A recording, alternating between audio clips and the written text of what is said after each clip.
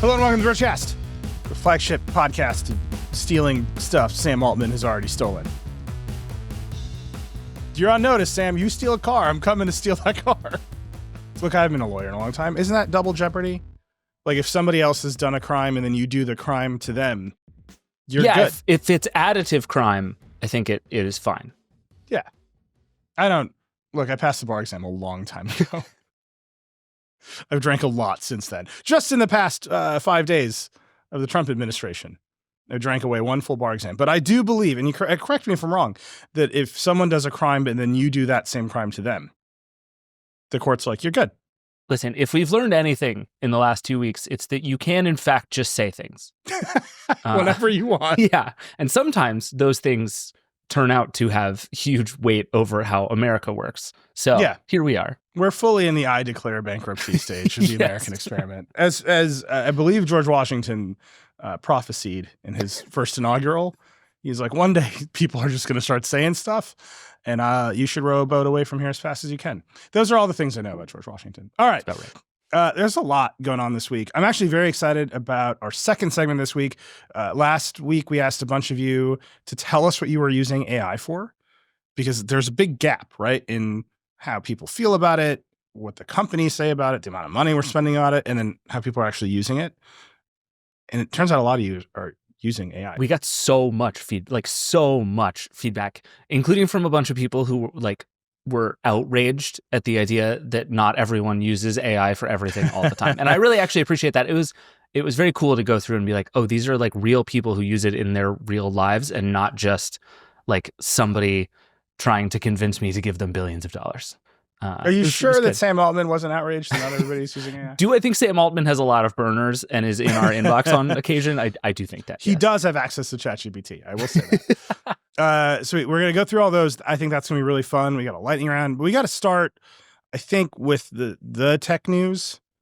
It's the tech news, and it's obviously that Microsoft is continuing to launch Intel-powered Surface devices. No?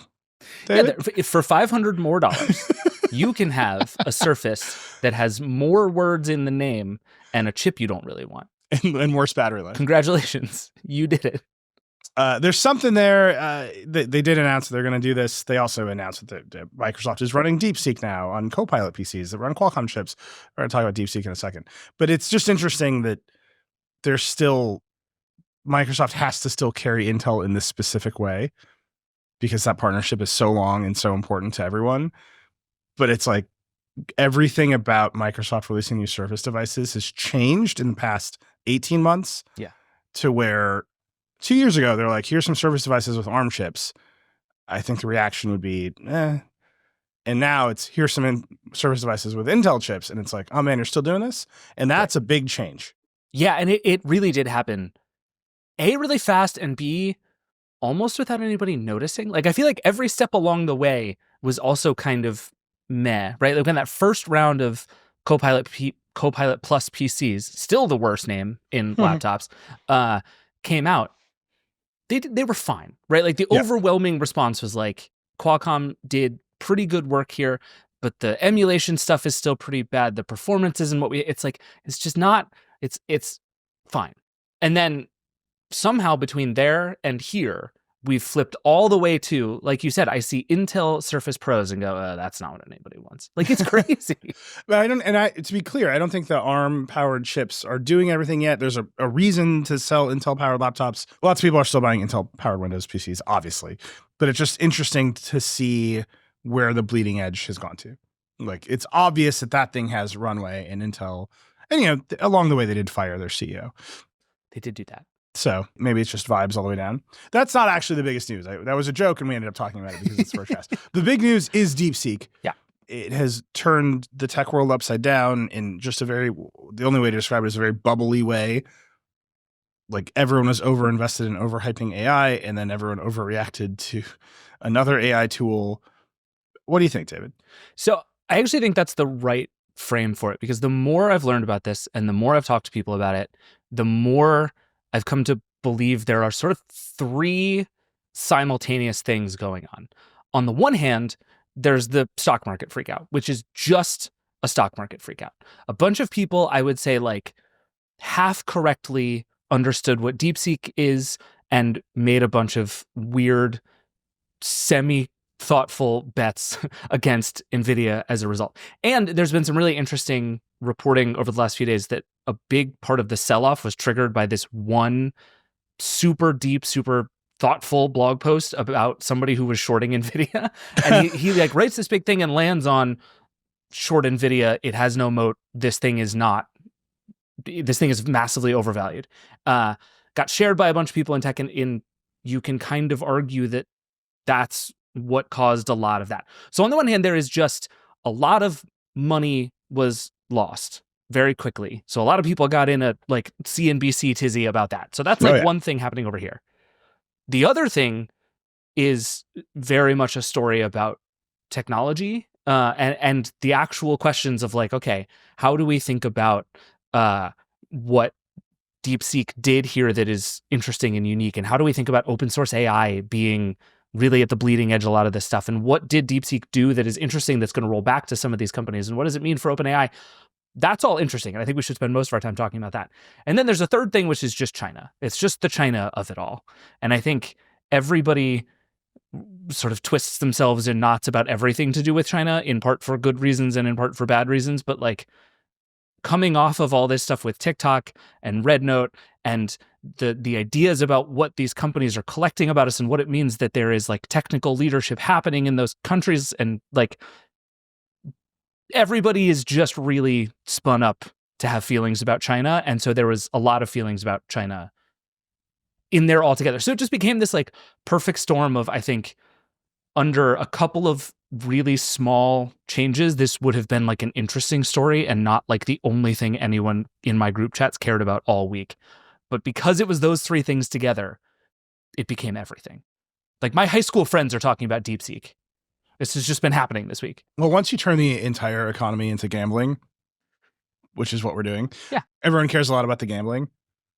And to like whatever you mentioned, the CNBC of it all, like most people's retirement savings are like in big index funds, which are all just big tech stocks. Right. And so it's like 8 companies now. Right. So when NVIDIA goes down or Apple goes down or Meta goes down, like actually the whole economy kind of goes with them, which is not great. There's a lot of reading and reporting you can do about that. That's not what we care about here at The Verge, but it's just notable that that's why it breaks through so often now. Yeah. Oh, I agree. And I think in NVIDIA's case, I mean, the like what people have been saying about NVIDIA for months is that it has essentially propped up the stock market on its own for a very long time now, and it has gone through the roof. Like it's grown like crazy. And so, yeah, everybody has been saying there is a bubble and just pointing at NVIDIA. By the way, total side note, one of the funniest things about every time NVIDIA is in the news is the number of different ways people pronounce the name of that company. There's a lot of NVIDIA happening, like N-U-H Vidya, which I like. There's a lot of... If Verge has, if you're paying attention to Verge, there's some of that floating around the Verge lately. Listen, we're going to fix it. The thing is, I'm not sure anybody's wrong. You know, who knows? It's nuclear and nuclear. Like, you know, no, it all I know. gets the job done. Wait, hold on. We can't slide this far. There's an answer. We're gonna clean it up. That's all I'm saying. Okay. So it's like we agree that you would pronounce it like NVIDIA, like there's a sort of silent, there's an I at the beginning, right? Yeah, or like a gentle NVIDIA I. has their name is so stupid that they have pronunciation guidelines online. Do they really? Yeah, they have for years and years and years and years. It doesn't matter because like the CNBC people will just say NVIDIA. But also NVIDIA might be the company that most violates my theory that you can't overcome a stupid company name. And it's a stupid company name. It's hard to pronounce. It doesn't mean anything. It has nothing. It's just like an Amazon brand of letters that they happen to turn into like one of the biggest companies rough, on Earth. But it's good. That's a rough chuckle. That's really good. I bought this NVIDIA battery bank. That's what I'm saying. $39 with a 10% coupon code. Yeah, like in a parallel universe, Ugreen makes all of the GPUs that people buy in the world.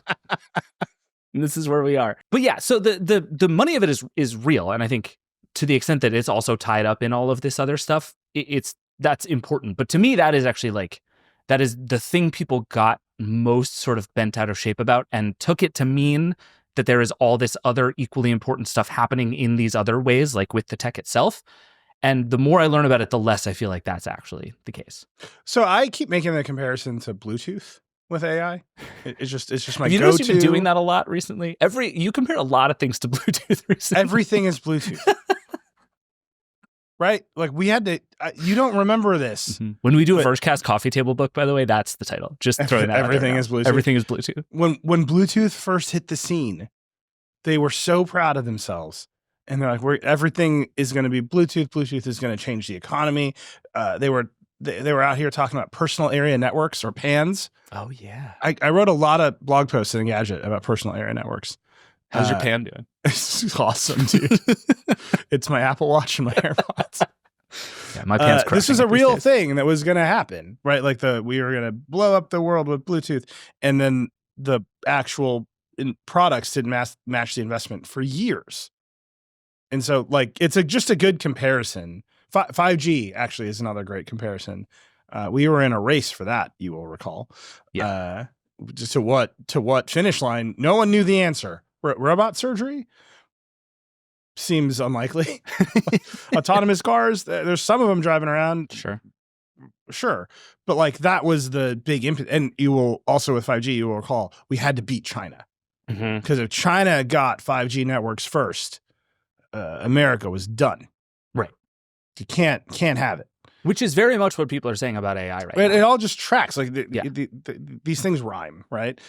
The difference is when AT&T and Verizon spent billions of dollars to build 5G networks against whatever hype and whatever graft, they at least knew they were going to sell people cell phones and cell service. True. At numbers that people were willing to pay.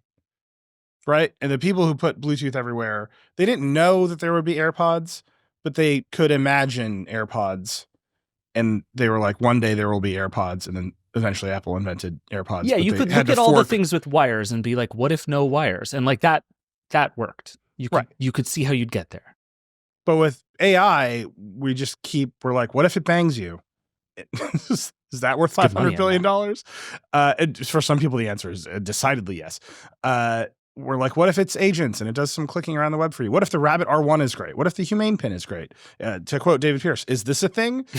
And there's not the finish line, right? Where everyone's going to pay all of the money for the products that justifies all of the investment. And I think my version of the DeepSeek story is like, it just showed that all of this big upfront investment maybe isn't necessary. And so Meta doing dick measuring by how many NVIDIA GPUs it was buying kind of is like, are you just wasting money? Like, is there an end result to this, or can you just do it much more cheaply now? And I don't know the answer to these questions, because I don't think anybody has really delivered a product that is gonna pay it all back. In the context of DeepSeek, that conversation has been super interesting this week, because like the case for all of this being good news for the Mark Zuckerberg, talking about the size of his data center of the world is, okay, let me see if I can explain how the theory goes. The theory goes like this. If you make AI cheaper to make, two things will happen. One, you'll be able to make better AI for the same price. So you get the performance scale goes up, right? I can now make something 50% better for the same price as I was planning to do it before. So thus, good AI. Then all the stuff that I've already been doing gets cheaper, so it becomes more accessible to more people who use it for more things, thus also better. So it's like this flywheel of scaling is what everybody is very excited. Dario Amodei, the CEO of Anthropic, made essentially that argument, right? That now, because all this stuff is getting cheaper, and this has been happening for a while, like DeepSeek didn't invent making AI cheaper to run. Like this has been happening for a while. One of the very first Google I.O.s in this whole AI tumult, like 2 years ago, literally Sundar Pichai was saying the thing that we're best at is making things cheaper. Right. And so now what you're thinking is like, okay, if you're Sam Altman, instead of spending $10 billion to do this thing, I can spend $10 billion to do the next thing, right? I can make the thing that I'm working on with all this money 50% better. But what is he making? This is what I'm saying. So I actually buy that theory, right? Like it all makes sense. But the question continues to be, what are we laddering all of this up to? What is the pot of gold at the end of this rainbow? And my favorite thing that happened this week was, did you read Reid Hoffman's New York Times opinion essay that everybody was dunking on all week? Yes. Can I just read out loud 2 paragraphs from it? Please. He says, imagine AI models that are trained on comprehensive collections of your own digital activities and behaviors. This kind of AI could possess total recall of your Venmo transactions and Instagram likes and Google Calendar appointments. The more you choose to share, the more this AI would be able to identify patterns in your life and surface insights that you may find useful. Decades from now, as you try to remember exactly what sequence of events and life circumstances made you finally decide to go all in on Bitcoin, your AI could develop an informed hypothesis based on a detailed record of your status updates, invites, DMs, and other potentially enduring ephemera that we're often barely aware of as we create them, much less days, months, or years after the fact. This is Reid Hoffman writing about how AI is going to make humanity better, and the best use case he can dream about is it's going to tell you which DM made you want to buy into Bitcoin. Like, what's the plan here? and now I've been thinking about this a lot with the questions of like, okay, well then if all these companies don't need this much money, why are they raising all this much money? And it's like, well, because money's good to have, and you should, if you can raise it, you might as well. And so Sam Altman is out there raising unheard of amounts of money, and there are reports that they're about to raise anywhere from 15 to 25 billion more dollars now. Like, Sam Altman is as good a fundraiser as we have ever had in this industry. And so he's going to go out and raise money, but it turns out I'm not sure anyone knows what we're building towards anymore. And I am less and less sure every day that people know what the answer is to what problem they are solving with AI. So we're in this place where like DeepSeek is very interesting in that it is going to help make a lot of this stuff easier and cheaper to make. The fact that it's open source, I actually think is on balance very cool. There are scary things about open source AI, but whatever. I think by and large, this stuff should be in the open and not in the hands of 3 companies. It's going to change the way that this stuff gets developed. People are going to like take the things that DeepSeek did, bring it in, make it better. The whole industry will get better. And to what end has not become any clearer at all. Yeah, it's funny. The Reid Hoffman thing, I read that too. And, you know, like you do in Trump administrations, I've been spending a lot of time thinking about the inner lives of rich men. Sure. Like very rich men. Like, what do they want from me? Because they seem to be in charge of everything. And it's just like, dude wants a friend. Like, I think a lot of these guys don't have, all their relationships are just people who want things from them. Right. And so when they're like, what could this robot be for me? They just imagine just a friend who's known them since kindergarten. But then do you think there's also a little part of them that's like wants their AI friend to know how rich they are? Yeah. Oh, absolutely. They're like, why don't you think my ideas are good? I don't want your ideas, AI. I want you to like my ideas. I just think if I have a piece of life advice for everybody listening, it's like you should have some non-transactional relationships in your life with people who just like you and you like them, and that's it. You're not trying to buy and sell everything all the time. That might be good for humanity. I always think about Steve Jobs. You know, he would end all the keynotes with like apples at the intersection of liberal arts and technology. And like these dudes are like, fuck the liberal arts. It's like, no, that's the important thing. Like that's why that company is important.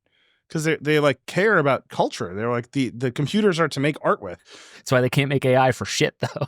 But that's so funny. Like I don't know what Steve Jobs would have thought about AI, but it's like you look at the output and it's like it's pretty bad.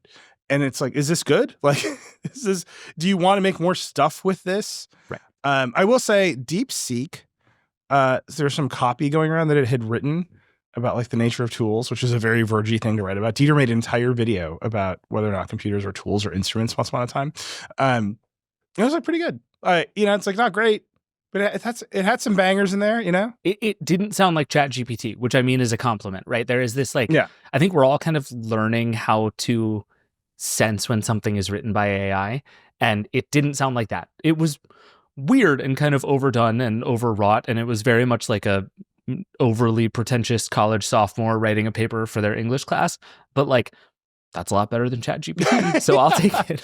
Yeah, it's not like a receptionist who's kind of annoyed that you're there, which is ChatGPT's default tone. Right. Like, I'll be so corporate that you will go away is kind of how ChatGPT writes. But I just think that's like very fascinating. Like, what is this tool for? And the first answer with the image generators was art. Mm-hmm. Right. And then the second answer was the chatbots will write me 10 more episodes of Seinfeld. And then it was like, they'll kill Hollywood. And then we just kind of like brought it all the way down to like, it'll be a friend that'll book an Uber for you and maybe buy a sandwich. And it's like, this is a really small vision at the end of the day. Just as we're talking, I think you just kind of mentioned it, David. OpenAI is like in talks to raise more money at a $340 billion valuation. This is right on top of them announcing $500 billion to do Stargate, which is not real, right? That's the most, talk about Trump administration. Staying in the White House announcing a project that you're not going to build is like the heart of the Trump administration experience. It's a giant novelty check. Like, it really is. That whole thing was a giant novelty check for $500 billion. Like, sure. But the reality check on this whole industry right now is you're spending all this money because no one was stopping you. Everyone wanted crypto to be it, and crypto wasn't it. So then maybe AI will be it. And because it can do something as opposed to crypto, like all the big companies are like, look at this new thing our phones can do. It's Apple Intelligence. Like, great. But it hasn't done enough yet. And then DeepSeek comes along and they're doing it for way cheaper. And I still don't think it's good enough, but it's so much cheaper that it's like wiping out this like investment thesis that you need all of the money to make a friend. Right. And again, it goes back to the thing of you have to start to explain to people what you're making.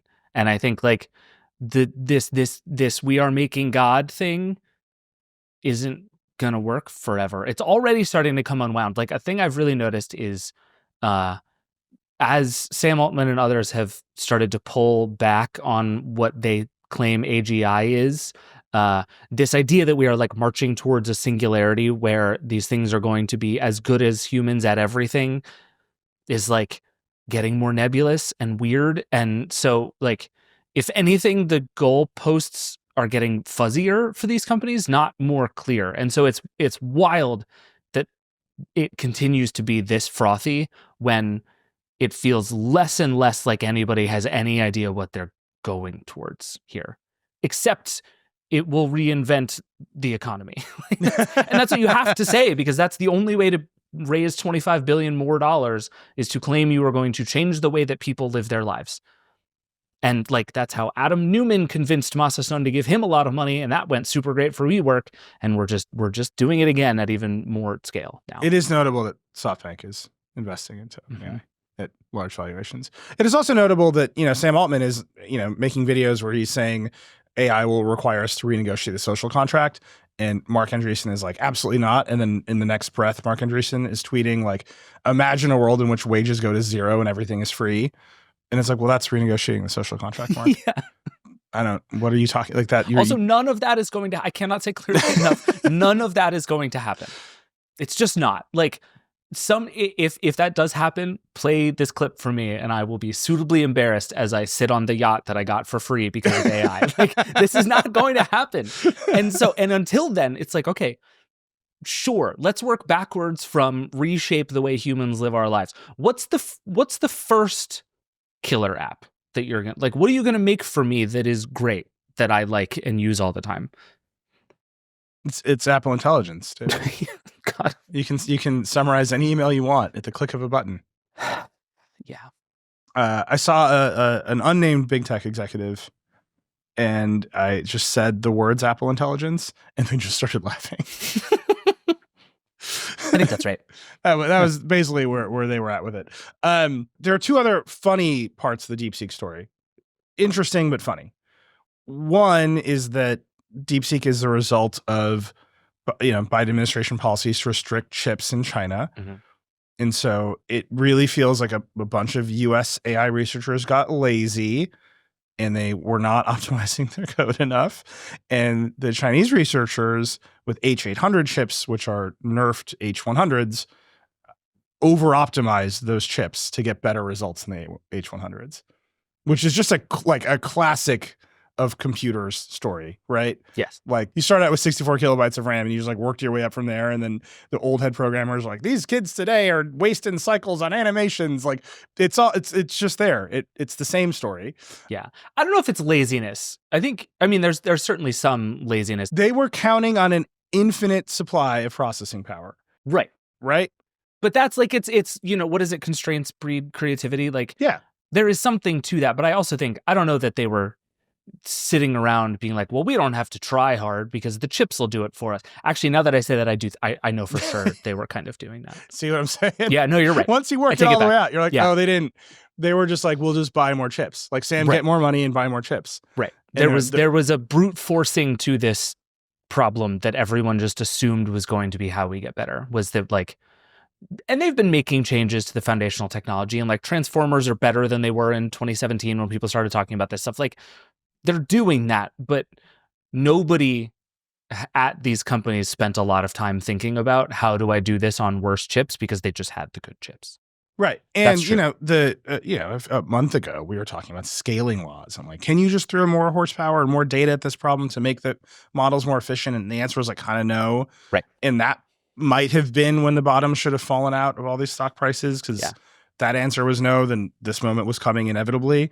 Well, but then what they all did in response was say, okay, well, we're running into walls with our, frontier models at these unbelievably huge things. GPT-5 is reportedly not what OpenAI wanted it to be. Like, nobody can find kind of the next huge turn. And then they were like, but if we do even bigger data centers, and it's the same thing to your point. It wasn't like, let's go back down to the metal here and figure out like from first principles how to do this. It was, what if we throw even more chips at it? Yeah, which is how you get NVIDIA. Which is and very much like in Liz and I have been talking about parts of the NVIDIA story for a while now. I think she's even written it up. Like, there are startups that are financing their purchase of NVIDIA chips with the NVIDIA chips as the collateral on the loan. Yeah, because their assumption is that there will be so much demand for usage they will be able to just like make it work. And it's like, that's got some NFT vibes to it. You know what I'm saying? Seriously. And you just see, okay, well, the Biden administration put restrictions on the chips we could sell in China, and the Chinese researchers at DeepSeek were able to ultra optimize those chips in a way that US engineers and researchers had no incentive to do. And then so that's funny, right? That's like a unintended consequence of a restriction. Yeah. That like, fine. Like, it's funny in the sense that like, trying to nerf the Chinese AI market ended up tanking the US stock market. Weird. It's pretty good. That's not what you want there.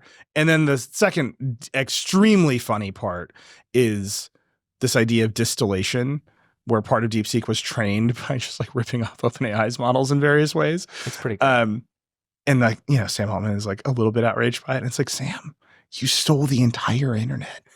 Yeah. Everyone's so mad at you. Yeah, I mean, DeepSeek is apparently was built on top of Llama, Meta's model, and used vast quantities of output from ChatGPT to train itself, which is it's just perfect. Like, it's just, if every single stereotype you want to believe about the AI industry, every single stereotype you want to believe about China, like, it's all right there. It's great. Yeah, and at least Meta, to its credit, is like, we made the model open source. Yeah. Like, that's what it's here for. Like, OpenAI, but the OpenAI making noises that like they have evidence that this was, and it's like, who cares? Yeah, like, they broke your terms of service. Have a lot of awful. evidence about you, my friends. Like, you know what else could take the bottom out of the AI industry? Losing the number of copyright lawsuits that you are currently engaged in. Yep. I feel like I need to disclose at this time that Vox Media has signed some kind of licensing deal with OpenAI to make our stuff show up in Search GPT, and honestly, no one uses it, so it's fine. Seems right. That's way above our heads, but there it is. There's your disclosure. They just turned Gemini on for our Google Workspace. That's the thing that happened this week. Disclosure. We had to have a meeting about trying to turn it off and keeping our data inside our own house. Even that, right? We're going to take a big bite out of the search market and knock Google off it. Like, it hasn't played out. And that's the biggest identifiable market so far, right? You will ask the robot questions and it will deliver you answers, right? We're going to make Google dance. All of that it doesn't seem to have played out. No, and I think it's why everybody's betting so big on agents, right? It's like, okay, somewhere between we're going to take a cut of your DoorDash order and we are going to be the payments processor is like, that's the idea everybody has had. Like, I think it was you that said to me at one point on the show that everybody's business model ultimately is just payments processing. Like, it's really extremely true. Everybody is just desperately trying to do payments processing, including now X this week, which we can talk about. But these ideas just aren't working. Like, it is true, and we're going to talk about a lot of the stuff that people are doing with these tools. It is true that people like using these tools, and that is a meaningful thing. But the question of what are they for, and maybe even more importantly, what is the business here? Super duper unknown. Like, it's important to keep reminding you that the bigger OpenAI gets, the more money it loses. And that continues to be true. And like, there was like the Uber thing that was like, when we win, we'll take over and we'll raise our prices. And like they did win, they did raise their prices. They had to retrench in like a huge way, and now they're making this much money. Yeah. That's not coming for any of these AI companies anytime soon, no matter how many billions of dollars you raise. It's just not coming. Right, because their product isn't as useful as when you push a button, a Toyota Highlander shows up. Right. Right. And it's being commoditized even faster than that. Like the thing everybody was worried about Uber 12 years ago was robotaxis are going to come and just throw all this into chaos. That's happening in the AI world. Like all this stuff, whatever you build as an AI model company is going to be copied and bested like immediately by 6 other companies. And this is just what we're seeing. So let me ask you this. Microsoft had earnings this week. They're doing fine. But it seems like the Microsoft OpenAI relationship has been rocky for a minute. Yep. They were like part of the Stargate announcement, not really part of the Stargate announcement. That was mostly funded by Oracle and SoftBank. Nadella was asked about $500 billion, and he's like, we've already committed $80 billion to Azure build-outs, and I'm good for my $80 billion, and just like wouldn't talk about Stargate. Yep. And then this week, Altman and Nadella, Altman posted a selfie of the two of them, so the next chapter of this relationship is going to be great. But then the companies had also announced that like Microsoft's deal basically goes until 2030. I can't tell what's going on with these two companies right now. And especially, he posted that after DeepSeek. And after Nadella is trying to calm down the market by talking about Jevons paradox, which is what you're describing, where you make the thing cheaper so people use it more. What is going on with these two companies? I think it's as simple as they are. They're sort of in a mutually assured destruction thing where like Microsoft benefits so much from OpenAI being a huge success because it has these agreements for all the cloud stuff that's happening, because it's such a huge investor in the company. Like as OpenAI gets bigger, it uses more Azure, which is more money for Microsoft. Like Microsoft literally wins coming and going when it comes to OpenAI. So if I'm Satya Nadella, it makes sense to be doing both of these things. You both want to shore this stuff up in-house in case this company implodes in some meaningful way, which A, it has already done once, and B, could just happen again. Like the people a lot this week have been talking about the fact that most of OpenAI's co-founders aren't there anymore.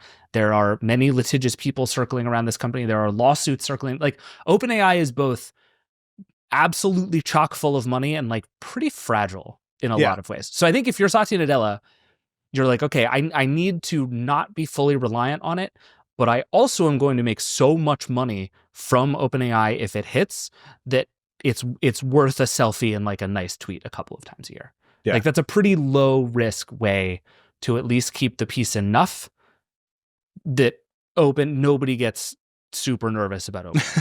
Like one selfie. Like he's got a chart in his office. It's like options. One selfie. Right. Invest $200 billion. Yeah. Like, leak phone call to Sam. Like, yeah. Be caught having lunch with Sam at Sweetgreen is like $200 billion. Like it's, I think these companies hate each other, and I think they know it's better to be stuck together for a while and to root for each other because it will be successful for everybody. But I think they will be, I think Sam and Satya both go home at the end of day and like throw darts at the other person's face. The really interesting thing is, Microsoft's core business is Azure, like in the realest way. Mm-hmm. Azure's doing great. Their earnings are out. There are parts of the Azure business that are like different than the others. Like their new customers are not signing up for AI. They're just signing up to be cloud customers. And they kind of announced during the earning call, like, yeah, we stopped trying to do that. Like we're back to just trying to get cloud customers. Yeah. I mean, that's what that has happened in a real way. Like that's actually been a big moment that both Microsoft and Google were like, okay, we're going to charge $20 a month extra on top of the normal like workspace or office subscription. And you're going to get all the AI stuff. And people didn't. Like $20 per month per person for nebulous AI features turned out to be an awful lot to ask. And these companies, like you said, they need more cloud customers and they need people to use the AI in order for the AI to get any good. And so they have just walked it all the way back. And what they want is they want you to use their tools that make them money, and then they want to shove AI at you so that you use it, and maybe someday we'll pay for it. Yeah. We'll see how that goes. But that's like a really interesting piece that Microsoft is at least reselling whatever capability it has. Google's reselling it, Amazon's reselling it, NVIDIA sells the chips, and then they, it's like Jensen flies around the world on his jet made of money. Meta is really interesting in here because they're the only ones who don't resell the capacity. They are buying all the GPUs. Yeah. They're building the huge data center the size of Manhattan, like crazy, but they sell none of it. It's all for Meta. And either that's a lot of risk, right? They have to get the value out of it, or they figured it out. And in their earnings, this isn't great. I don't love it, but they're like, we've increased ad targeting yield by sorting through all of the ads we can show people faster. And that's what the GPUs are for. And it's like, oh, they actually figured it out.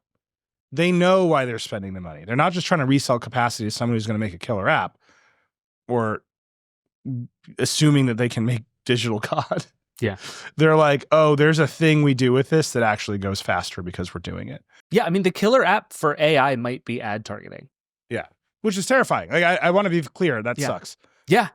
And Meta would love for you to not think about that and instead think about smart glasses. But like Meta is building those data centers to serve you better ads, not to like let you wear glasses on your face. If they can do all that stuff, terrific. But the business case for that Manhattan-sized data center is advertising. And I think that's what is happening across the board. It's true for Google. It's true for a lot of these companies. Like ads are going to be how a lot of these things support themselves in a way that I think people are not yet ready for. In the case of Meta and Google specifically, they have already started down this road where the end result is you're some advertiser and you just type in who you want to reach and you put in the first version of your ad, and then it makes infinite variations of that ad targeted at specific people. So everyone is seeing their own ad. Right. And that's what the generative AI is for. And this is either good or bad, like it's bad. But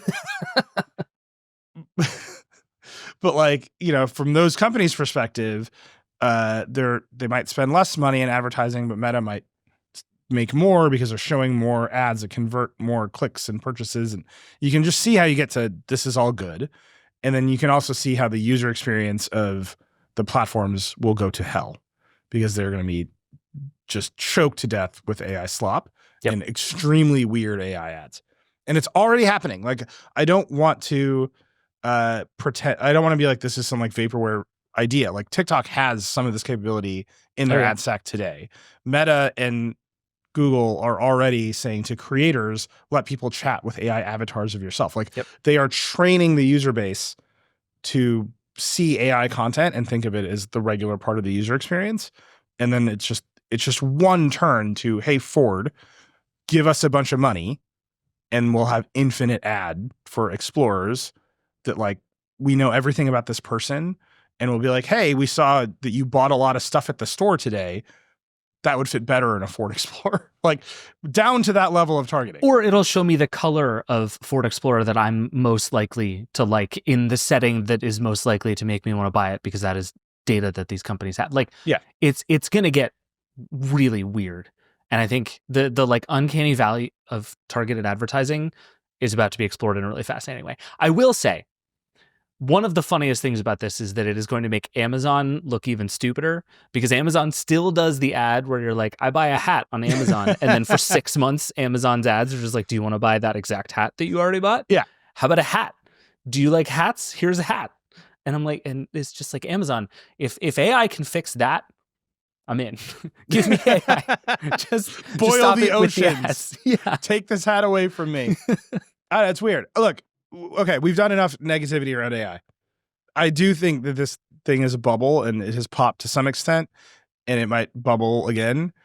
But there's just, it's not just DeepSeek. It's the products. I'm going to compare it to cell networks again because this is just the world I was raised in. The money we spent on LTE was good. Like we have a lot of newer listeners, but if you are here with us from the beginning, you will remember that the iPhone getting LTE was a big deal. Yeah. Right. And the iPhone launching without 3G was like a legitimate criticism of the product at that time. It had edge. It had 2G networking. It was too slow, and putting Wi-Fi in it was the big innovation. This is all impossible to think about right now. Yeah. But when the iPhone got 3G, that was a big, big deal because it meant that it could access the internet faster and was usable on the go as an internet device. When it got LTE, that meant it could do video. Mm-hmm. And that's when a bunch of mobile video like took off and like became a thing. When I got 5G, everyone was like, that's going to happen again. Right. And it just didn't. It didn't. It super didn't. What is this for is a question people should ask much more often about technology. I will say, I just want to say one nice thing about DeepSeek, and then we should take a break and talk about cool things people do with AI. Learning about DeepSeek sent me down a deep rabbit hole on chain of thought reasoning. Yeah. Which is one of the technologies that DeepSeek did a really good job with. Basically, like these reasoning models, all these companies are coming out with that kind of show you the way that they think. Truthfully, I thought of that as kind of a gimmick that was like less doing something different and more just like pretending to be human so that you trust it more. Mm-hmm. But what it actually is DeepSeek and other companies have found ways to basically, instead of generating one token that is like the answer to your question, it's able to generate a bunch at a time and actually go step by step and try to think through a problem. And what DeepSeek figured out how to do is how to use a technique called reinforcement learning, which basically rewards and punishes a model when it does things right and wrong, and teach it how to do that kind of step-by-step reasoning inside of the model. And so there's a great moment in one of the technical papers where the model starts to answer a question, goes step by step, gets it wrong, realizes that it is going down the wrong road and is going to make a mistake, backtracks and starts over. And that is like a powerful moment in the history of AI, because all this stuff is like, if you just think about it as like it's generating the next word every time, it doesn't actually have the capability to go back and be like, wait, where did I go off track? It just keeps going off track. And with something like this, like this is the kind of thing you will start to see in every other model very quickly, I think, because the reasoning model is there are pretty strong studies to suggest that it's vastly more accurate when you ask these things to go step by step, because instead of trying to answer the question all at once, it answers it step by step, which is like the correct way to do things. But that also, the more you let the model do that, like the longer you let it take and the more steps you let it take and the more you let it think and try and poke around and do stuff, the more accurate it actually is. So there is a path toward we can do this better. And it looks like these reasoning models. And there are huge compute challenges there. There are huge latency problems there. Like that stuff is going to be hard to do in a way that is like good user experience. But the idea of you can teach a model to be wrong less seems to actually be plausible. And I think that's very cool. And DeepSeek is way out in front of that idea. Fine, you've convinced me. Let's give Sam $500 billion. Fine. Right, sold. I believe Did you download the DeepSeek app? No. I didn't either. I got so freaked out by like just their terms of service are just like, we'll give the data to anyone in the government who asks. And they've already leaked some. Yeah. There was a whole database that got leaked. Like, don't download the app, people. And definitely don't log in with like your Google account and your email address. Like, be careful, please. Please, all of you. Also, when I tried to download it, because none of that was my actual concern, they had shut down registrations because they were overloaded. So. I see. So you tried and were foiled. Yeah, I tried to get in that club. You said, listen, China, and said, no. I should have that club drunk, and they would not let me in. They were like, no shoes, no shirt, no service, sir. All right, let's take a break. That's been enough. We've enough negative Nancy. Let's see what the people are doing and whether that justifies $500 billion. Sam Altman. We'll be right back. Support for the Vergecast comes from Grammarly. AI tools are all over the place, and if you run a business, figuring out how AI can help you is huge. It might be time to check out Grammarly. Grammarly says they employ enterprise-grade security measures to protect your organization's data and keep your private information private. And it's designed to fit your unique professional needs and works right away. With over 15 years of experience focusing on responsible, secure AI, Grammarly isn't just another AI communication assistant. It's how companies like yours increase productivity while keeping data protected and private. I've even got to try out Grammarly. I'm always moving from meeting to meeting, and I have to make sure that in between the emails that are going out are professional. Grammarly helps me do that. Grammarly is backed by a user-first privacy policy and industry-leading security credentials. Plus, Grammarly also emphasizes responsible AI so your company can avoid harmful bias. Join 70,000 teams and 30 million people who trust Grammarly to work faster and hit their goals while keeping their data secure. Go to grammarly.com/enterprise to learn more. Grammarly, enterprise-ready AI. All right. So last week, we pointed out a gap that I think we see in all of our AI coverage. So you might have even felt in the last segment that there's how people feel about AI, which in our comments is bad, straightforwardly. There is a real principled stance against it as a whole that a lot of people plagiarism machine, and maybe it is. Like I said, the other leg of the stool that could get kicked out is the New York Times winning its copyright case against OpenAI or Sarah Silverman or any of these. Wasn't it Mark Andreessen who was like, if you don't let us steal from the whole internet, this all falls apart? Yeah, he wrote it in a letter to the Copyright Office. Perfect. Where he was like, I need you to do me a favor. Then he brought the government, so we'll see what happens. Yeah, there's that. But the Copyright Office this week announced a clarification of its rules, saying if you make art with AI, that is copyrightable, but art made entirely by AI is not. No gray area there. That won't be confusing to anyone. Super straightforward. Anyhow, there's a gap. The gap that I'm saying is people are mad about it, especially in our comments across the internet and various social media platforms. Its movie studio puts up a poster with AI, they get bullied right off the internet. Then there's what the companies tell us, which is people are using this stuff like crazy. DeepSeek is at the top of the App Store. ChatGPT, most popular app by growth in the history of all applications. I think it's a little bit less than that, but you get what I'm saying. Mm-hmm. And then there's just the stats that we hear from the companies themselves that are sort of less invested in the hype. The one I always call out, I called out last week. Adobe CEO Shantanu Ryan told me on Decoder that people use generative fill at the same rate as layers in Photoshop, which means they just have opened Photoshop. Right. That's just an identity. Yeah. There's this big gap in how people are saying they feel about AI, the hype, we're going to make digital God, and then the sort of mundane reality of a lot of people are just using this stuff and a lot of people like it, but they don't perceive themselves as using AI. So we asked listeners, send us what you're doing. And David, it sounds like everybody responded. Yeah, we got a lot. We heard from a bunch of folks on social. We got dozens of calls to the Vergecast hotline. We got a whole bunch of emails. Everybody, it turns out, uses AI. And there are at least a lot of people out there who had a use case that they wanted to share. So I figured we should just go through a bunch of them. And I think I tried to pull ones that are reflective of trends that we saw in the responses. So if you're down, I'm going to read you some emails and I'm going to play you some hotlines, and we're just going to talk about it because they all made me feel a lot of feelings and we need to sort through them together. What is this show but sorting through feelings? That's right. We're here for it. So I'm going to not say the emailers' names because some of this stuff is very personal, and also most people in their emails don't explicitly give us instructions whether to say their names. I think a few of the folks on the hotline say their names, but I feel like if you say it into the voicemail knowing we're going to play it on the show, that's fair game. So I'm so sorry if I'm outing you here on the Vergecast. This first email is from Sam A. All right, let's start with Ilya S. has a note for us about how good AI is. So here's one email we got. It says, I was recently diagnosed with a stomach issue, so it's been difficult for me to find and know things that trigger and don't trigger a flare-up. So when it's really acting up, it's super easy for me to just take a picture of a menu at a restaurant or bar and just ask, what can I have? And from what I've told ChatGPT from the doctors, it can just tell me what's safest to eat and drink, even telling me the exact ingredients that are safe in those dishes. That's awesome. Unambiguously cool use case. That's a great use case. It's just just being negative. I don't know how the restaurant actually made the food.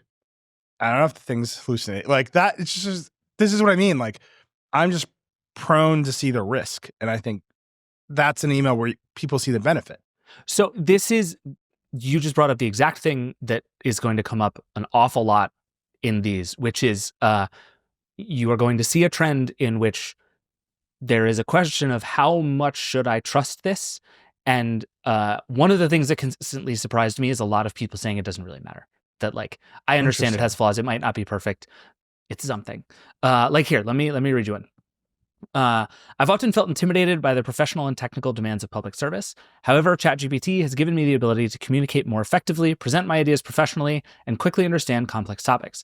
From rebuilding water treatment facilities and developing billing systems to ensuring compliance with the Environmental Protection Agency regulations, I've been able to handle responsibilities I never imagined I could take on. Again, very cool. To me, I immediately read that and go, how many of the EPA regulations do you think ChatGPT just flatly gets wrong? Like, yeah, just fully hallucinates some made up thing. And I feel with a lot of these things, I keep coming back to like, it's gonna work for you until it blows up spectacularly in your face, right? And it's like, it's the same with the eating in the restaurant. Like, as long as it's right, and let's say it's right 80% of the time, which is probably kind to most of these systems. But let's say it is. You take a picture of your food, or you upload a PDF of a regulatory document, ask it questions. It's often going to be right. But when it's wrong, if you trust it, really bad things can happen. And so I feel like where I fall on the like, but what if it doesn't work scale might just be different than some other people. But that just is the thing I keep thinking about with all of these. Yeah. I don't trust computers. I have a weird job in that regard. But like, as David knows, when I record this podcast at home, I insist on recording locally to another recorder and not letting my Mac do the recording because I just don't trust the Mac, which is weird because I should. But I will say on the flip side, that's the frame that I'm in. Right. Whereas it's like what I hear in that email is not about trust. It's about I worked out this idea so that I would have the confidence to go have the idea. And that's really different and interesting. How so? Say more about that. I mean, that person sounds like they have a very complicated job. Mm-hmm. They have to know how to do everything. And they're like designing a water plant, right? Yeah. I hear that and I think, well, you already did know how, right? Like you had the capability of doing it. And what you needed was a conversation or a more easily digested reference material or whatever to get you over the hump. Like you just solved your imposter syndrome. The AI didn't do it for you, right? It just helped you get to where you were inevitably going to be. I think there's something to that. And I think there's also a recurring theme in a lot of these that is basically like, I just needed something. I didn't have a tool to do this thing, and now I have a tool to do this thing. And even if it doesn't necessarily do it well, the fact that it does it at all is something, right? And it's like, I think that I started with the food one because that is one that there isn't a clean other answer to, right? Like I see on Reddit all the time the people who go to a restaurant with like those huge placards of like, here's all the food I can't eat, and they hand them to the chef, and then the chef posted it on Reddit being like, this asshole came to my restaurant.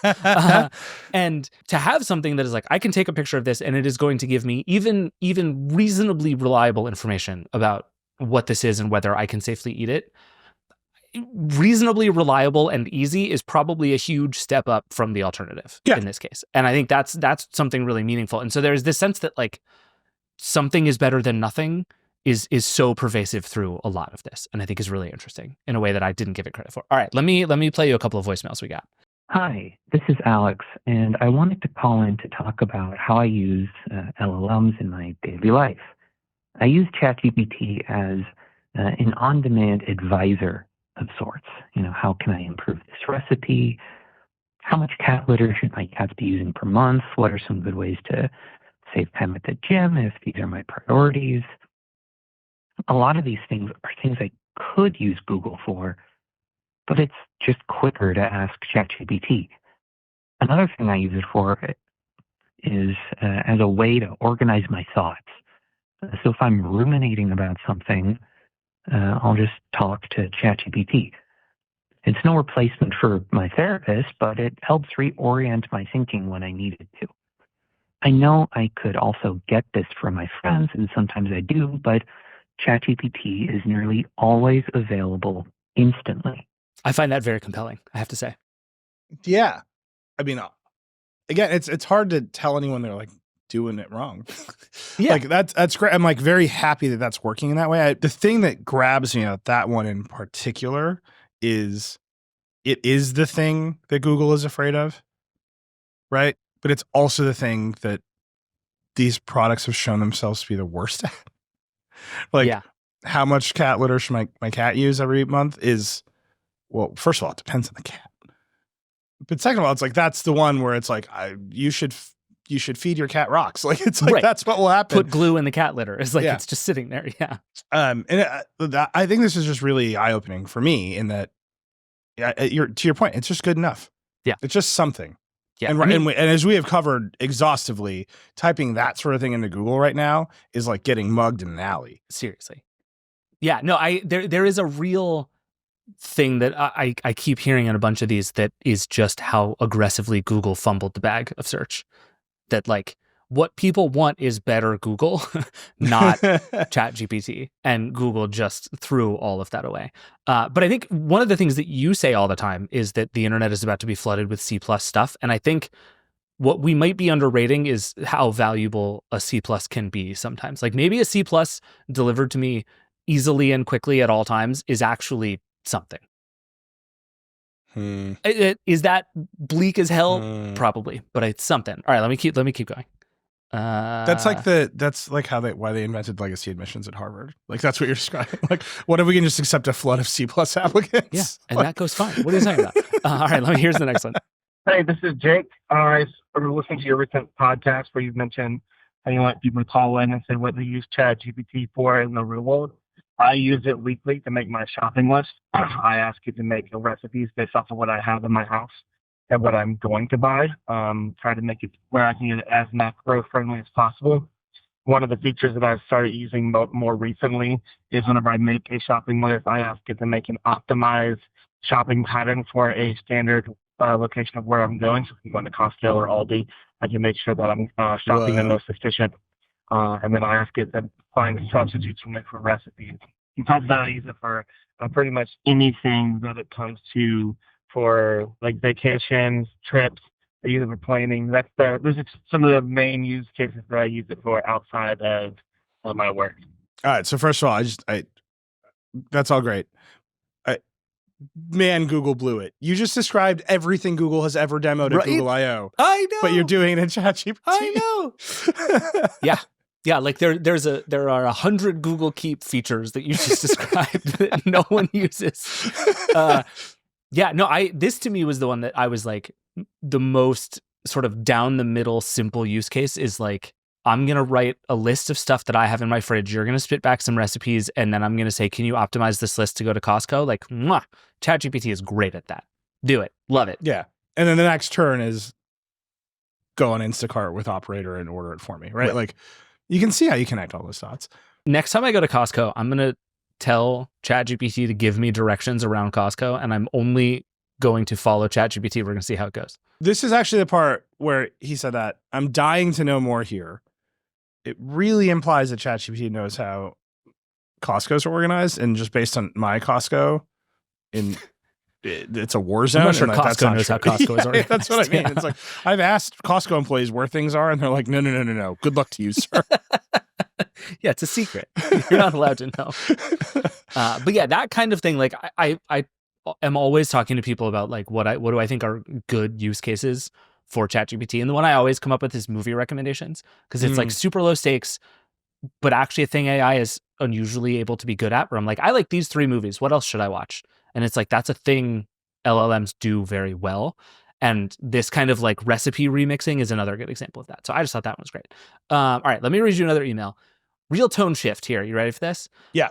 We got an email from somebody who's going through a divorce, and said, ChatGPT has been a surprising source of support. Let me be clear, I don't use it as a talk therapist, parentheses, gross, but rather as a tool to help me communicate effectively and with kindness. My wife is very sensitive to perceived criticism, so I draft emails to her and then use ChatGPT to help me soften the tone, make them warmer, and remove anything that could be interpreted as critical while still ensuring my requests and boundaries are not diluted. Filtering emails this way has made a difficult process a little less hard. It's also helped me curb any instincts to be petty, sarcastic, or passive-aggressive.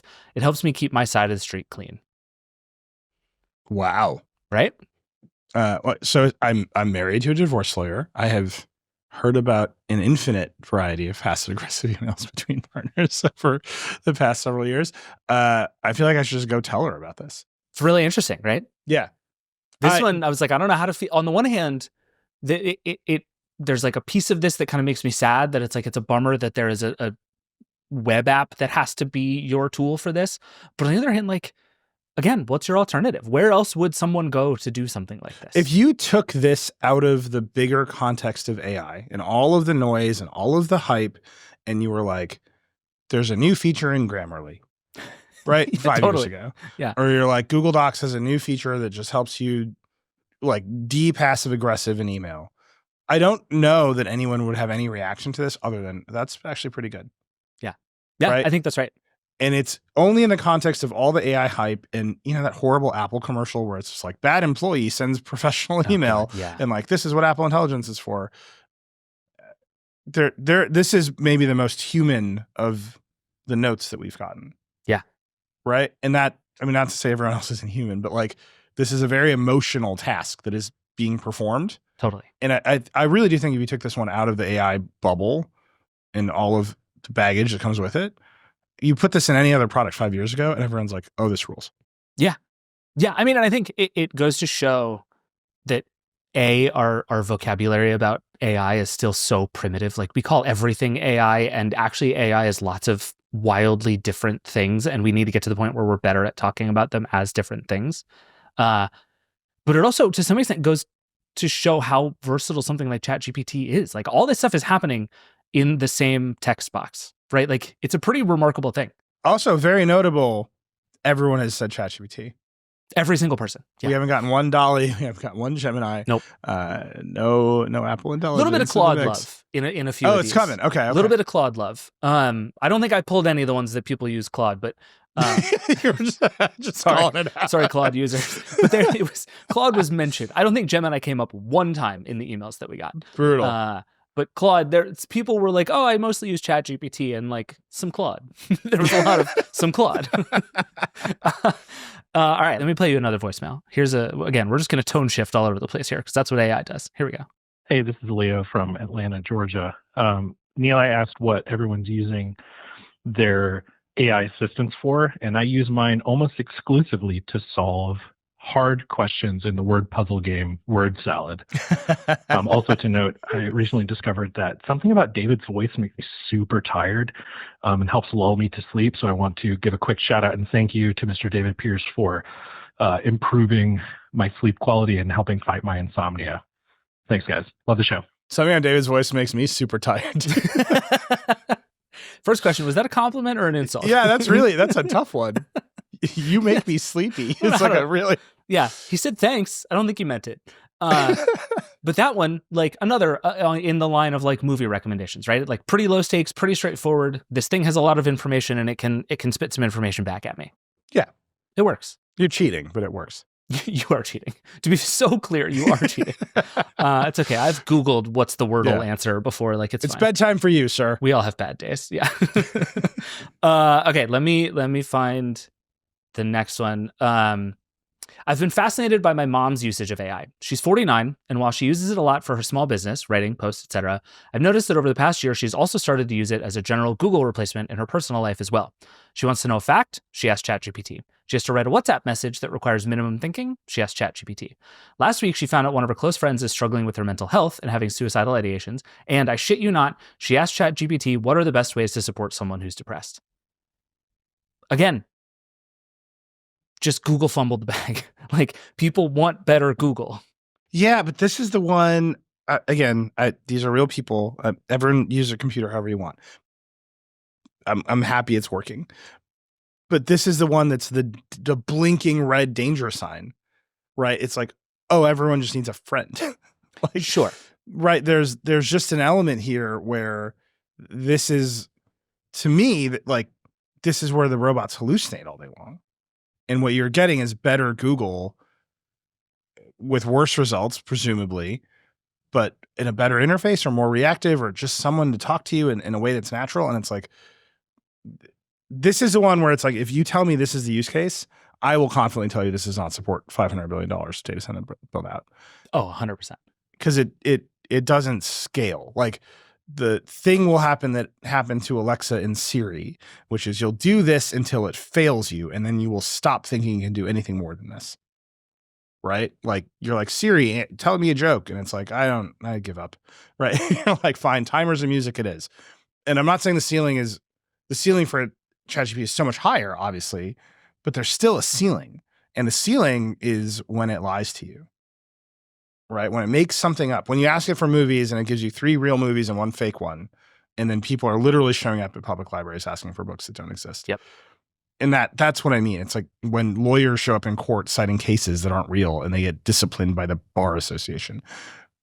That's like they can't overcome. They don't know how to overcome that. And so like this one to me is like, yeah, I every experience is valid. Like great. And it's really interesting to see how different people are approaching it. But this is the one that hits the wall the fastest. Interesting. Yeah, I mean, I think I agree, but I also think there is a more charitable way to look at that says, the human is still kind of in charge here, right? Like I think it's one thing to have these things do things on your behalf, right? And this is where I think things like operator get really messy. Like, would you let ChatGPT text your wife for you? Like even something relatively innocuous. Again, David, I don't think I've made this clear enough. I'm married to a divorce lawyer. No, but even something very simple where you're like, that woman can have ChatGPT divorce me. It's just a macro on her computer. It's a work issued windowed laptop with a button that says D, and then my life is over. Fair, yeah. But like, okay, fine. Helen Havlack, our boss. Our boss. Would you like voice mode ChatGPT and be like, hey, will you text Helen and tell her I'm running late, but I'll be like 10 minutes late to the meeting? Why wouldn't I just text her that? No, but just go thought experiment with me here for a second. Okay. Would you let it take that act, like do that on your behalf? Not say, here's a message you might send, but be like, send this message for me, ChatGPT. Would you have it do that? Yeah, abstractly, yes. Really? See, I wouldn't. I like just there is a certain thing where I'm like, okay, if you want to write the text and then I'll look at it and send it. That's I guess something. That's what I'm imagining, because that's how I use Siri in the car. No, but I even get freaked out in the car because you say it and it reads it back to you. And I'm like, what if it like put weird punctuation and a period at the end? And my wife is middle think finger I'm mad. emojis between every word. And you just don't know. Yeah, okay. And I still like, I truly get nervous about doing a text that I can't look at the words before I send them. And I think that's where all of this agentic stuff gets really messy for me, because I'm expecting you to do things. But again, just to finish this out, in this case, the idea that like I'm asking ChatGPT to give me ideas about how to support a friend, I think is less terrifying than the idea of like, send my friend a supportive text message, which would be horrifying. I scrolled down and I'm reading the rest of the same email about the mom. And the second part of the email is the most important part of the email. Okay. Here's a quote. Most people I'm friends with or that listen to this show are probably concerned with accuracy, environmental impact, development of critical thinking, etc. She, the mom, could frankly not give less of a shit. And I suspect people like her are likely to be in the majority, not because she's dumb, she's brilliant in other ways, because she's just not wired that way. And this is your point about good enough. Yeah. Right? It's just the computer's talking to you and it sounds fine, and that's good enough. And I'm just very convinced that we live in an age where just being confident is like all you need. Like just blustering through it is very effective in a variety of domains. And maybe that collapses on itself. We'll find out. But that's like the whole population is primed to just be like, confident talking? That must be right. Totally. Wired ran a headline the other day, something to the effect of the less people know about AI, the more they like it. And I'm there based on a study that I think it was like a marketing firm did, basically to find that if you don't understand what's happening, AI seems great. And that makes perfect sense to me. That feels exactly right. And I think most people don't understand what's happening. And maybe that's terrifying, but I think that's what's coming. Based on this and that second piece, which is super interesting to me, I understand why a bunch of companies are so excited about this, because it's the first time using a computer has felt different for people, right? The jump from the command line to the graphical user interface felt different, and you built an entire paradigm of computing around it. And then the jump from desktop computers to touchscreen mobile phones was an entire paradigm shift, and obviously phones could go with you and all the other stuff. But that created an entire economy, and they've been searching for something else that makes computers feel different to people. Are they going to fold? Like what's something? It's got to be something. And this feels different to people because they're just talking to them. But there's not an application layer behind that builds the whole economy or supports all this. Like, and also I just come back to the Siri example. Like, eventually mom's going to hit a wall, right? It's going to lie to her. She's going to make a mistake. It will embarrass her in some way. And then we'll stop because she can't trust it. And that trust, once it's gone, is gone. Yeah, I definitely agree with that. And I think the question of A, when that happens, and B, what the stakes are, is the stuff that makes me really nervous about all of this. Yeah. And either I'm just a chicken or everyone else should be more afraid, or both. I don't know. All right, let's do one more and then we'll get out of here. Yeah. Here's one more. Hey, the Verge and or the Slack channel. My name's Florian. I'm calling from New Jersey. Taking up your request on what I use ChatGPT for. I would say primarily I use it as a more reliable resource than Google searches for informed decisions. So whether that's in-depth settings menus, I can find Bluetooth. But, the other ones, I'm a recent college grad, so I've used it a lot to help friends with their career growth or updating resumes, kind of like the bad code, good code argument. I come back for practical advice, namely curious topics or other things like that to gain some information on very quickly. But I would say primarily it's for things like when I can't find the answer on AV forums for how to set up the Blu-ray player through ARC with the sound bar and making sure that Dolby True HD plays from my disc. Nilay, that one was for you, but I love you. Thanks for the great pod, and hopefully someone in the Slack sees this. Have a great day. I love you. I love this man.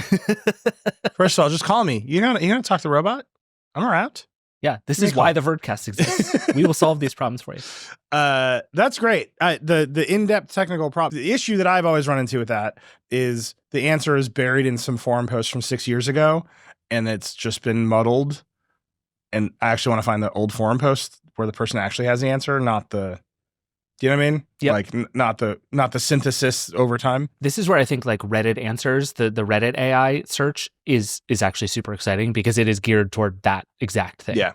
That is like, what if we just did a smarter job of searching this stuff, but we're still interested in finding actual people's actual answers? It's like, that's a cool mix if we can figure out how to do it right. I lied. I have one more to play for you and then we should go to break. But let's I just want to say to my guy, you're my best friend. We don't know each other, but we're in it now. You are one of us. We're now. family. Welcome to the Verge. All right, I got one more. True HD for life. This is Matt from Springfield, Missouri. I was just answering your question about using AI daily. All these tools came out when I started dating, and I used it to help write my profile and also compose my messages because I'm a machinist. Have good ideas, but I'm not good at words, and AI helped me fill that gap. It must have worked because now I'm in a relationship. I'm going to have a son this year, and I still use AI today to compose thoughtful messages to send to her throughout the week. Oh, this is great. AI is good, Nilay. I got to say, I mean, we just got it there. We should shut down the Verge. Negative Nancy's get out of here. That's fast. Yeah, that one made me really happy. ChatGPT only hit 2 years ago. We went from zero to sun.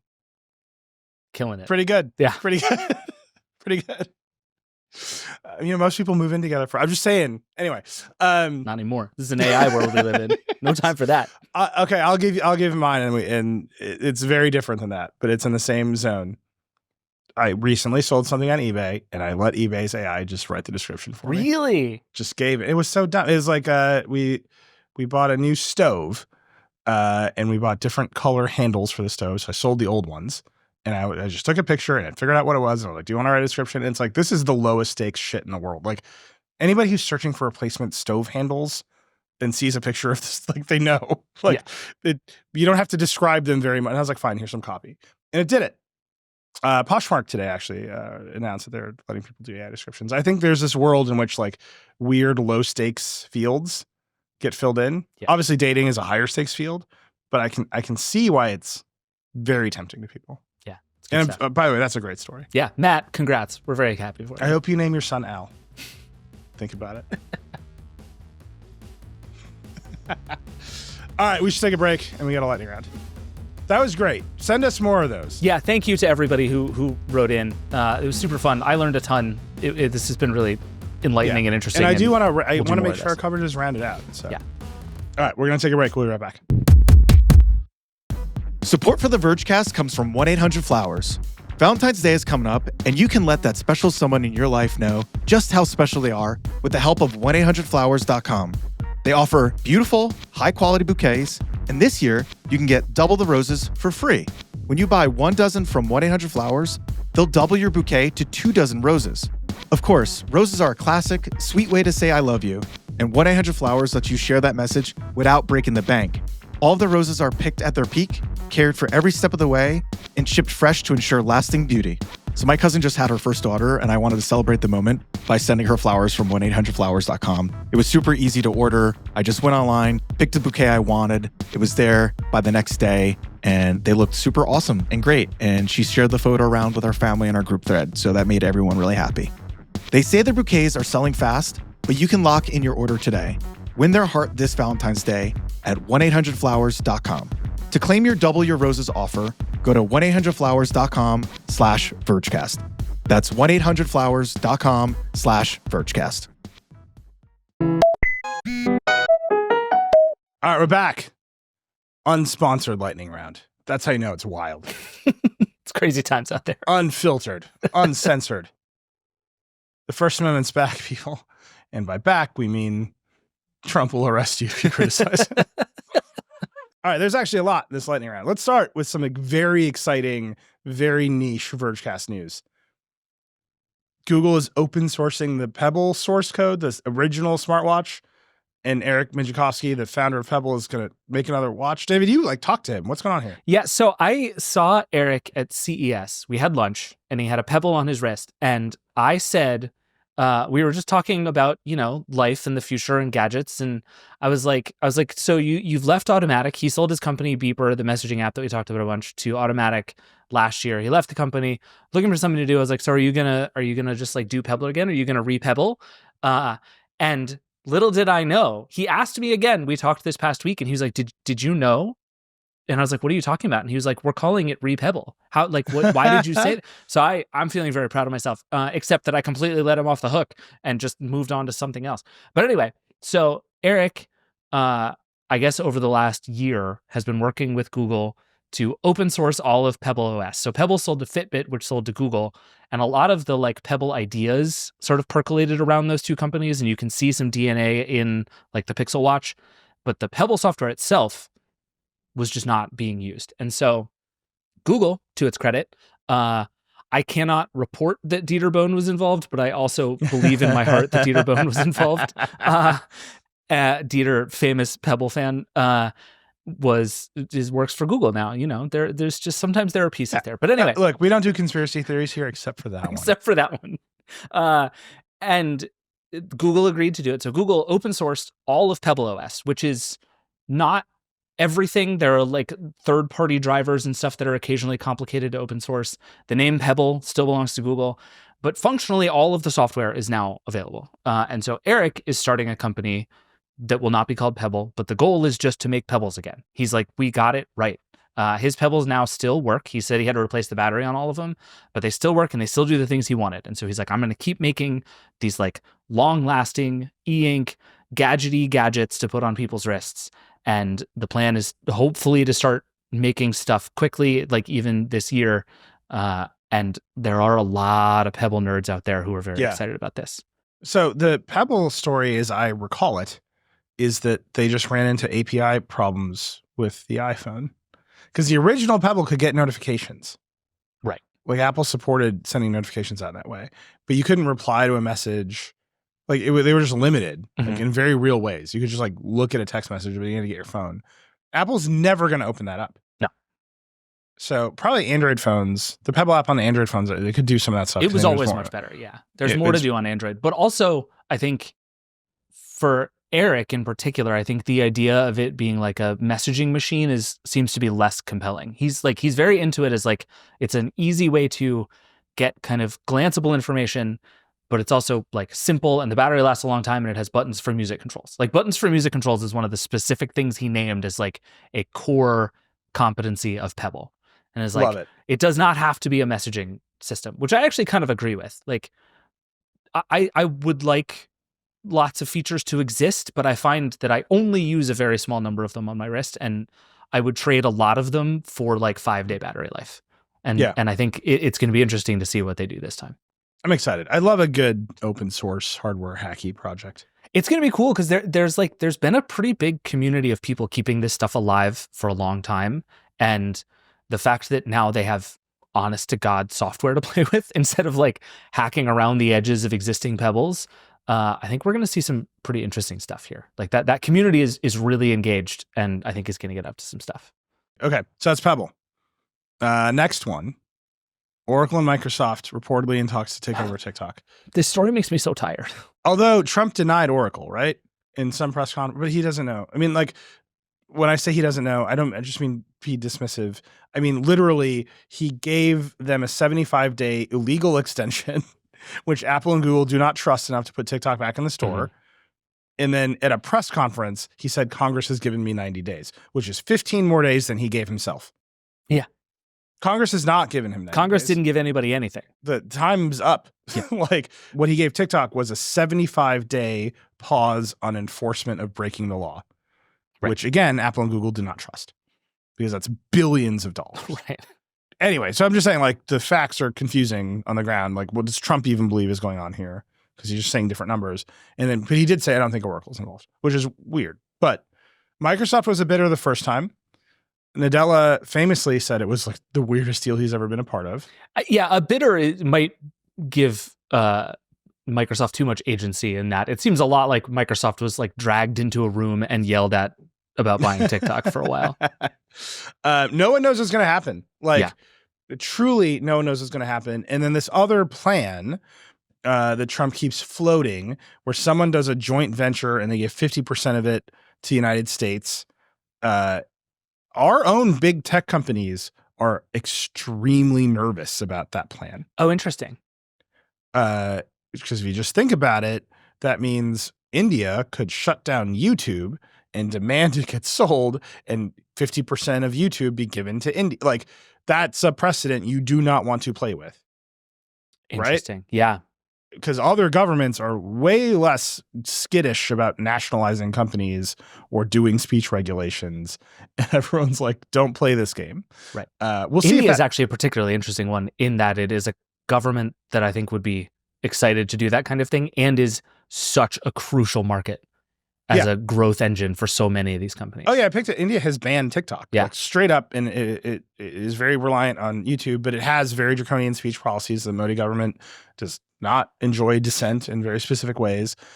You could say Brazil, another country like that. Russia exists. You know, like there's a million countries that would play these games, and so like our own big tech companies, like you do not want to open the store. Like you're already in 50 different trade wars. Like don't do this. Is it possible that the door is opened now that just someone has said it out loud? Like, do you wonder if there are a bunch of people sitting around in like government boardrooms being like, how did we never think of this? Like, they do, but like if you want to roll up on the United States that way, the United States would be like, no. Fair. Yeah. But then the United States starts doing it like, okay, tit for tat. Like, here we go. Like, we're off to the races. Like, the norm has been shattered. And like, because we're doing trade wars, you can already see it. You can see people being like, we don't know what's going to happen, but don't do that one. We'll see if any of that goes through. We'll see if there's a buyer. We'll see what happens at 75 days. Like 75 days is not a long time to close a deal of this magnitude. No, even if you had agreed on it already, it would be a short amount of time. Right. And so far as we know, there's no lead buyer. And then there's the big question of, are you selling TikTok US or are you selling ByteDance? And there's a lot of chatter that the answer is they're going to sell ByteDance. And so that's a much bigger deal. Right. With a much different set of investors, one of whom is Jeff Yass, a Trump donor. You know, like a lot of his money is set up in ByteDance, not TikTok US. And then there's the question of like, what does control mean? Because the law specifies it can't be under the control of a foreign adversary power. And then Trump is supposed to run an interagency process to blah blah blah blah blah. Okay. Is he gonna do that? Like, so there's just, I don't know, man. I think we're gonna run to the end of that 75 days, and then we're all just gonna look at each other, and it's, who knows. It really does seem like at the end of day 74, we're still going to look around and everybody's going to be like, what happens now? And no one is going to know. Like that, it feels like that's where we're headed. And that is going to, not that Trump isn't running into the separation of powers problem every single day, but you get to day 74 and he's like, I'm extending it again. A bunch of Republican senators are going to say, no. Right. Tom Cotton is going to be like, no, here's what we're going to do. We're going to shoot TikTok in the street.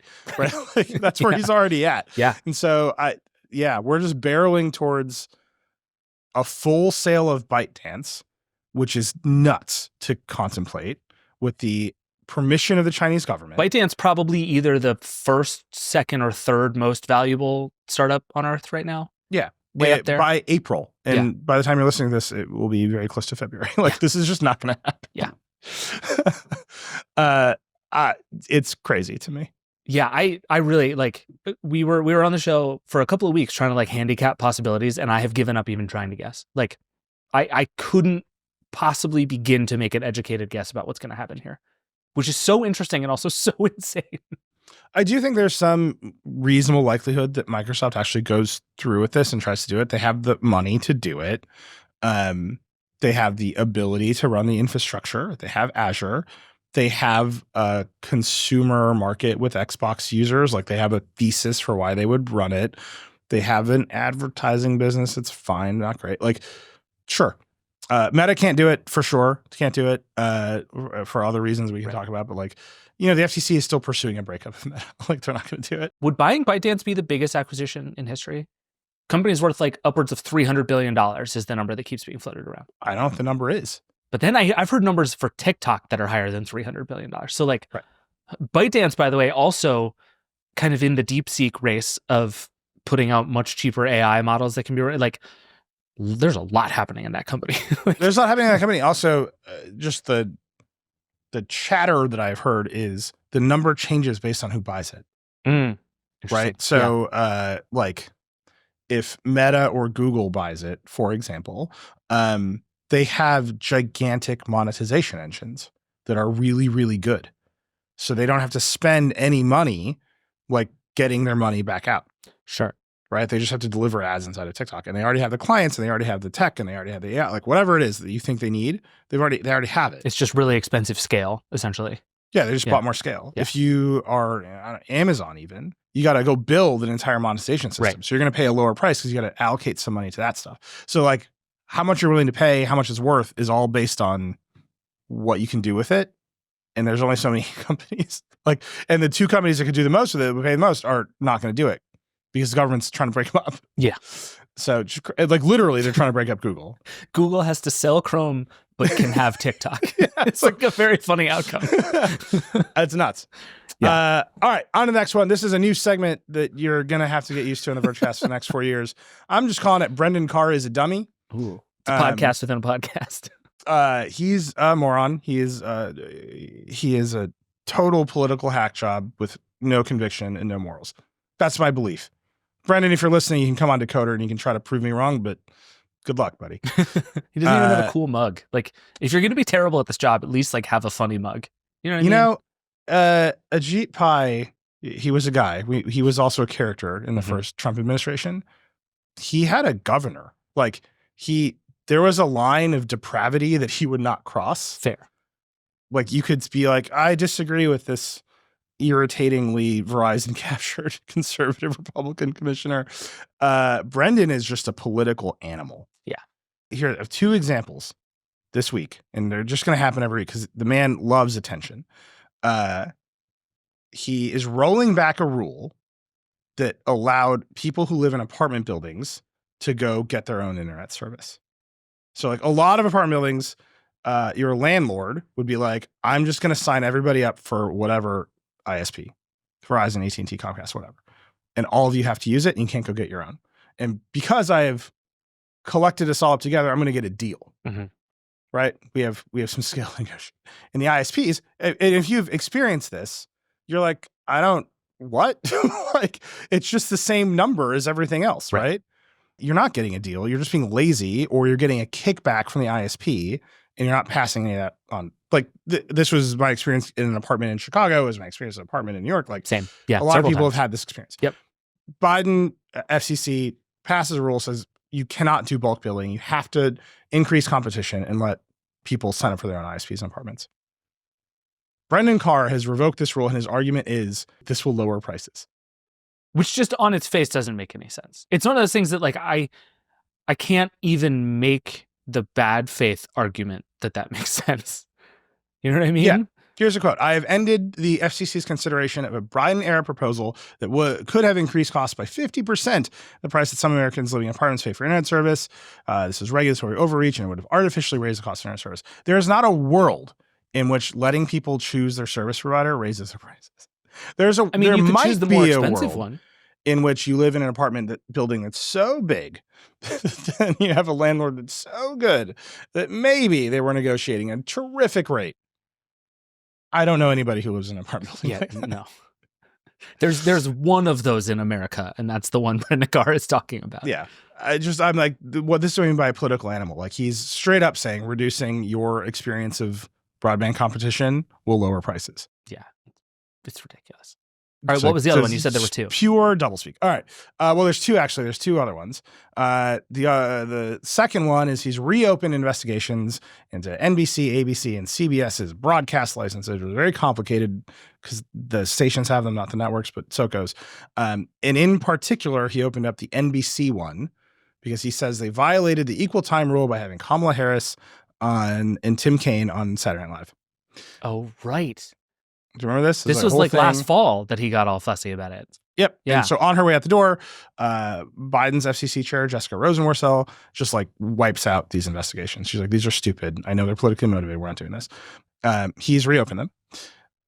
Whatever. You can say whatever about two of them. They're dumb. But in particular, the NBC one, he knows that NBC complied with the rule because he has emailed people and said that they have.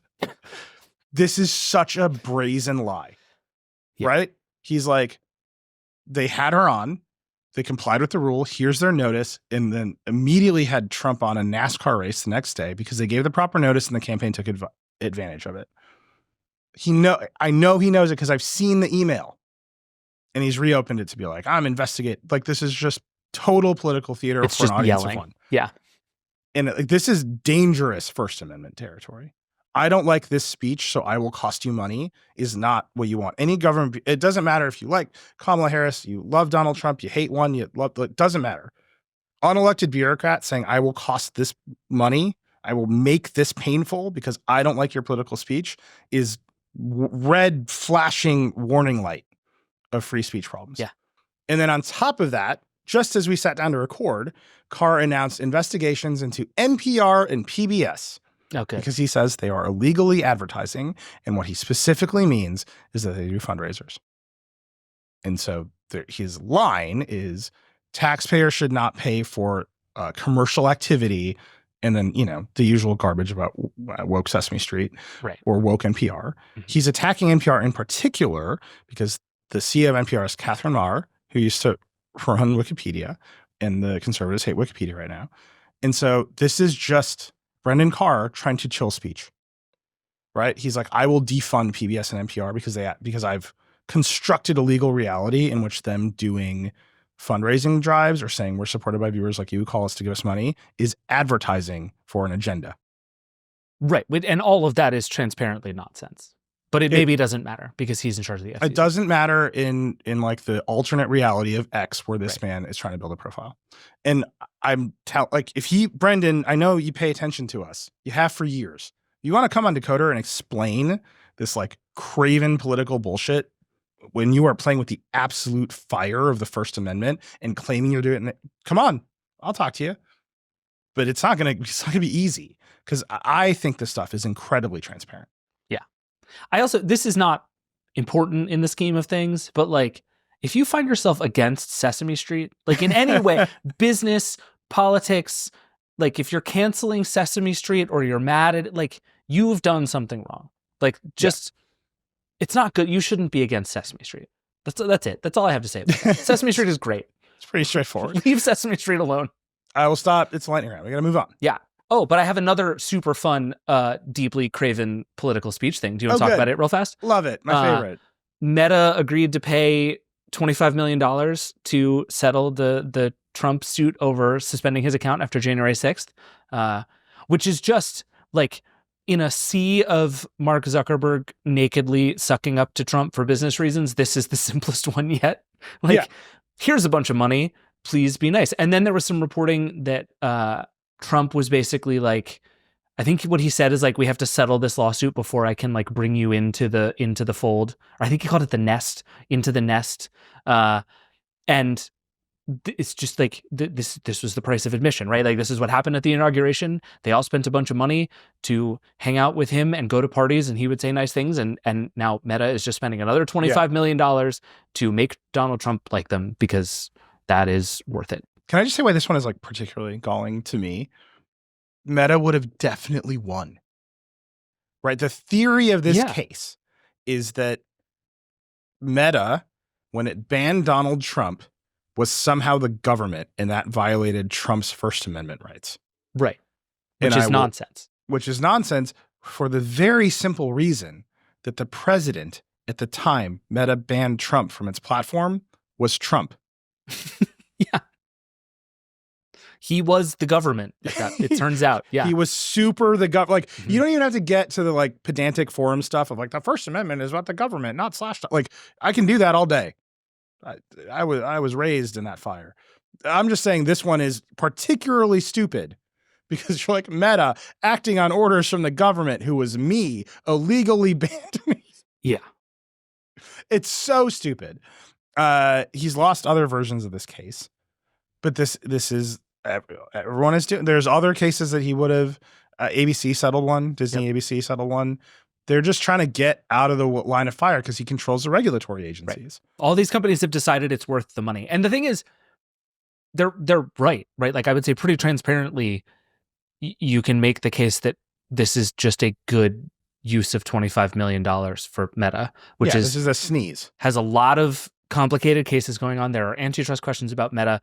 Trump has threatened to throw Mark Zuckerberg in jail a bunch of times. Like, I can see why you write this check. It just sucks. Like, it just sucks so much that this is the state of things right now. I mean, yeah, the FTC is going to try their antitrust case to break up Meta is coming. The various teen health cases about Instagram causing mental health crises across the country, they're all coming up.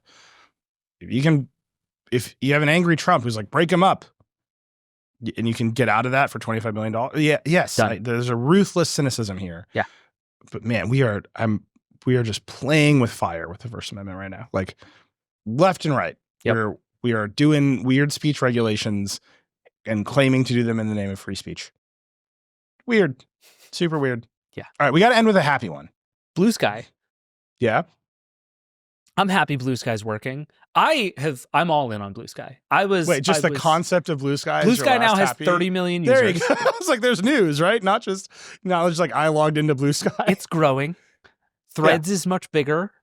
Threads continues to add 1 million people a day. It has 320 million is the number Mark Zuckerberg gave on the earnings call this week.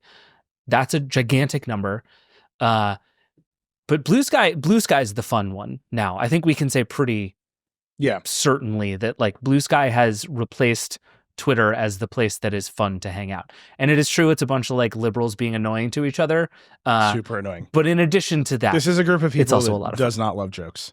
No. At least that's my experience. Yeah. But like, I'm psyched that there are multiple versions of this thing that are succeeding. I think it would have been a bummer if we had just replaced Twitter with one thing. The fact that there are a few different cuts at this that are going to work is really exciting.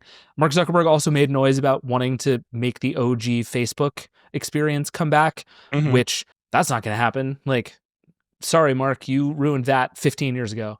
But like Blue Sky, man, Blue Sky, I think has hit like escape velocity in that this thing is going to work and it's here. People are building stuff on the protocol.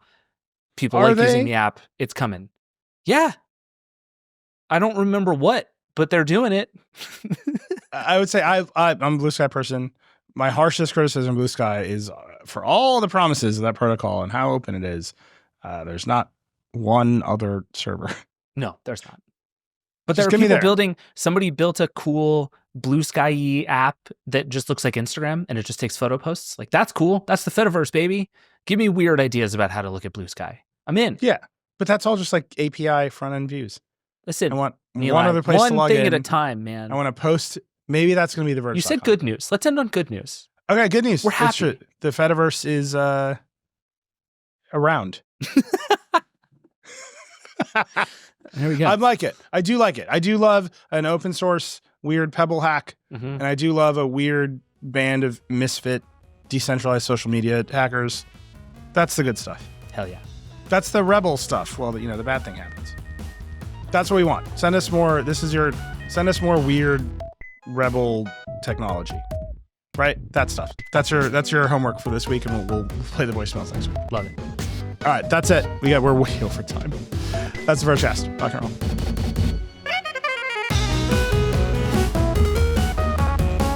And that's it for the Vergecast this week. And hey, we'd love to hear from you. Give us a call at 866-VERGE-11. The Vergecast is a production of The Verge and the Vox Media Podcast Network. Our show is produced by Will Poor, Eric Gomez, and Brandon Kiefer. And that's it. We'll see you next week.